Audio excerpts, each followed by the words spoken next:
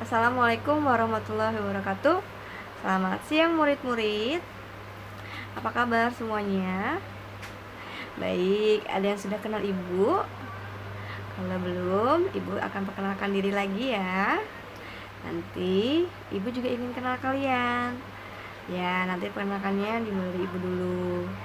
Nama ibu Yeni Febri, biasa dipanggil dengan Ibu Yeni. Saya tinggal di Jakarta Timur, seperti itu. Sekarang ibu ingin kenal kalian juga. Mungkin mulai dari arah sebelah kanan ibu ya. Silakan dimulai perkenalkan dirinya.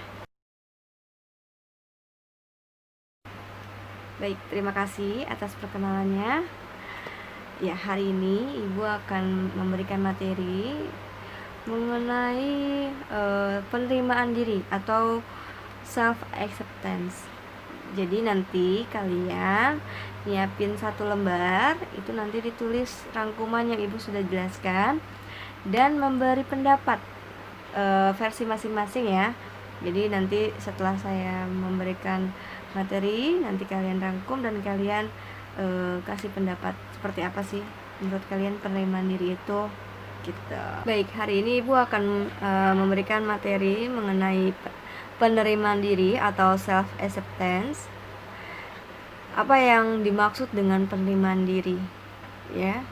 Jadi penerimaan diri ini adalah sejauh mana seseorang dapat menyadari dan mengakui karakteristik pribadi dan menggunakan dalam menjalani kelangsungan hidupnya, seperti itu.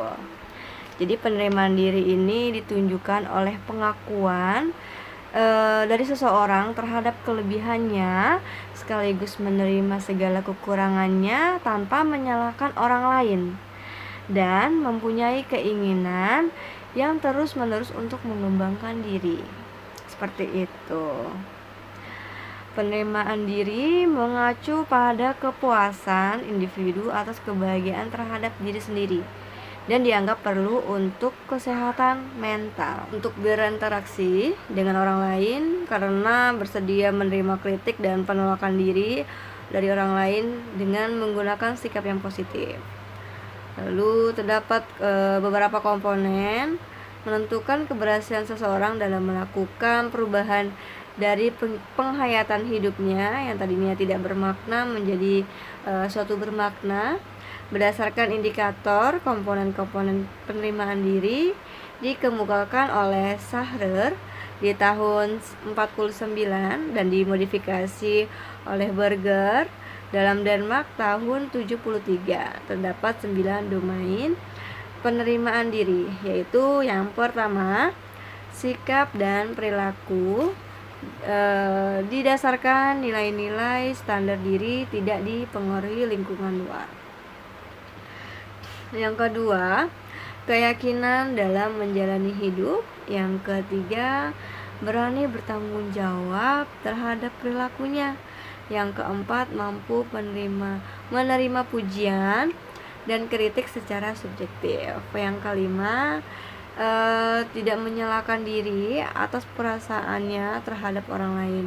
Yang keenam, menganggap dirinya memiliki kemampuan yang sama seperti orang lain. Yang ketujuh, tidak mengharapkan penolakan orang lain. Yang kedelapan, tidak menganggap dirinya berbeda dari orang lain. Yang sembilan, tidak malu atau rendah diri, seperti itu. Ya, sekarang kita akan membahas tentang aspek penerimaan diri. Pada umumnya, setiap individu itu dengan penerimaan diri yang baik akan menunjukkan ciri-ciri tertentu dalam berpikir, melakukan aktivitas kesehariannya. Jadi setiap individu yang dapat menerima dirinya secara utuh berarti individu tersebut mampu menerima secara positif aspek-aspek yang ada di dalam diri. Menurut Grinder dalam Parista di tahun 2008, aspek-aspek penerimaan diri meliputi satu, ada aspek fisik, yang kedua ada aspek psikis, yang ketiga ada aspek sosial, yang keempat ada aspek moral. kita akan bahas tentang aspek fisik dulu. Ya, jadi di sini tingkat penerimaan diri secara fisik ditingkatkan kepuasan individu terhadap bagian-bagian tubuh dan penampilan fisik secara keseluruhan menggambarkan penerimaan fisiknya sebagai suatu evaluasi dalam penerimaan diri terhadap raganya. Apakah raganya dan penampilannya menyenangkan atau memuaskan untuk diterima atau tidak. Lalu yang kedua tadi ada aspek psikis. Jadi aspek psikis ini meliputi pikiran, emosi, dan perilaku individu sebagai pusat penyesuaian diri. Ini menurut Calhoun dan Akokela di tahun 90.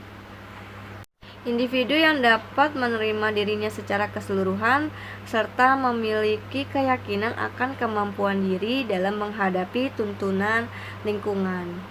Lalu yang ketiga tadi ada aspek sosial. Jadi aspek sosial ini meliputi pikiran dan perilaku setiap individu yang diambil sebagai respon secara umum terhadap orang lain dan masyarakat. Menurut Calhoun dan Akokela di tahun 90. Lalu individu menerima dirinya secara sosial akan memiliki keyakinan bahwa dirinya sederajat dengan orang lain. Sehingga individu mampu menempatkan dirinya sebagaimana orang lain mampu menempatkan dirinya. Lalu yang keempat ada aspek moral. Perkembangan moral dalam diri dipandang sebagai suatu proses yang melibatkan struktur pemikiran setiap individu, di mana individu mampu mengambil keputusan secara bijak serta mampu mempertanggungjawabkan keputusan atau tindakan yang telah diambil berdasarkan konteks sosial yang telah ada. Ini menurut dari Grinder dalam Marsha tahun 2008. Lalu manfaat dari penerimaan diri. Manfaat penerimaan diri memiliki peranan yang penting dalam berinteraksi sosial.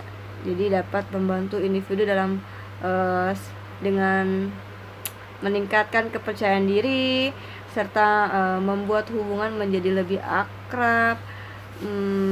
Karena individu tersebut menyadari bahwa setiap individu diciptakan sama, yaitu memiliki kelebihan dan kekurangan. Tanpa penerimaan diri, individu cenderung sulit untuk dapat berinteraksi dengan individu lainnya, sehingga dapat berpengaruh buruk pada kepribadiannya. Ini menurut Hurlock tahun 99. Dia mengatakan semakin baik seseorang dapat menerima dirinya, maka akan semakin baik pula penyesuaian diri dari sosialnya. Tanpa penerimaan diri, individu cenderung akan mengalami kesulitan dalam kehidupan sosialnya. Lalu di sini ada manfaat dari penerimaan diri. Penerimaan diri memiliki suatu peranan penting dalam berinteraksi sosial. Jadi penerimaan diri dapat membantu individu dalam berinteraksi dengan individu lainnya, memiliki kepercayaan diri serta membuat hubungan menjadi lebih akrab karena individu tersebut menyadari bahwa setiap individu diciptakan sama gitu, memiliki kelebihan dan kekurangan. Tanpa penerimaan diri, individu cenderung sulit untuk dapat berinteraksi dengan individu lainnya, sehingga dapat berpengaruh buruk dalam kepribadiannya juga.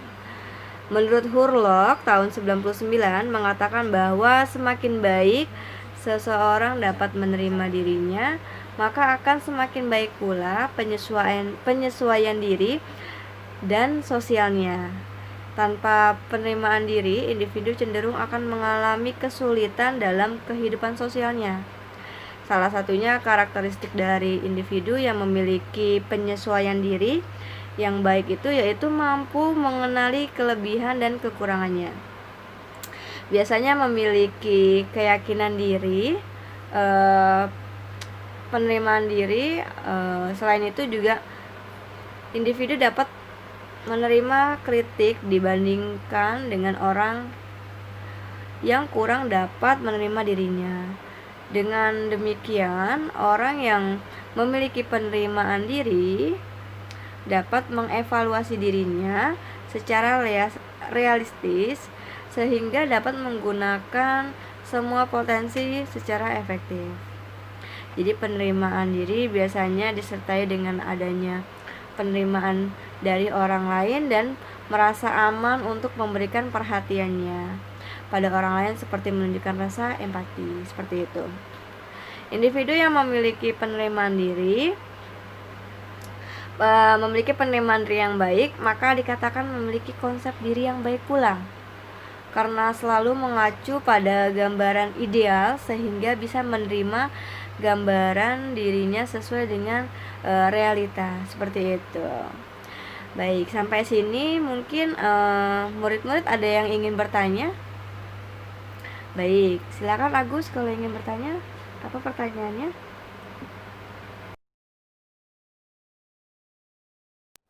Baik Agus, terima kasih atas pertanyaannya. Sangat menarik ya pertanyaannya. Baik, Ibu jawab ya Agus. Tadi Agus bertanya bagaimana cara kita memulai sesuatu hal dalam kehidupan yang baru tanpa menyesali kesalahan yang pernah dibuat. Jadi bermula dari diri sendiri, yaitu memaafkan kesalahan yang pernah dibuat, memaafkan diri sendiri dan memulai hal yang baru dengan penuh pemikiran yang positif, hal-hal yang baik, lebih percaya diri, dan juga selalu belajar menjadi orang yang lebih baik lagi untuk diri sendiri dan orang lain, seperti itu. Baik, itu jawaban yang Ibu sudah berikan. Mungkin ada yang mau menambahkan atau ada yang mau bertanya lagi, silakan. Jika tidak, materi Ibu sampai sini sudah selesai. Mohon maaf jika ada kata-kata yang Ibu kurang berkenan, mohon dimaafkan. Nanti lembar kertas yang sudah dirangkum dan pendapat kalian akan dikumpulkan ke Ibu. Baik, Ibu akhiri pertemuan hari ini ya. Terima kasih atas perhatiannya. Assalamualaikum warahmatullahi wabarakatuh.